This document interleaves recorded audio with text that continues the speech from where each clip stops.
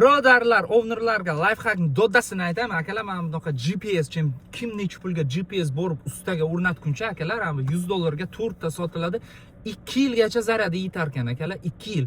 Men buni arzon olmoqchi edim, vajna, imенно qimmatini olish kerak. Buni arzon olmoqchi edim akalar. Buni oyog'imdan kalamgacha qaradi-yu sotuvchi, trak uchunmi dedi. Men dedim yes for tracks dedim. Keyin dedi $100lik bu yaxshisini ol, trakka yaxshi dedi. Ya'ni uje ko'plab ownerlar bu narsani sotib olayotgan ekan akalar. Raspakovka chek deydi-ku, men sevaman akalar. Xuddi iPhone'da qaranglar, ana bu yerdan ochilar ekan. Qani? Bismillah. Nice.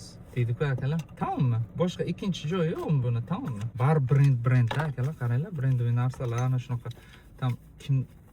ana shunaqa upakovkachalarni yaxshi ko'raman akalar. Buni har bittasiga nice qilib bo'lar ekan akalar, buni qaranglar. Trakkachalar.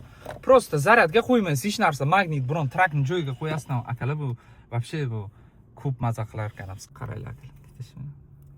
1 maza. 2 qaranglar, ovozini hozir eshitasizlar. Eshitdingizlarmi?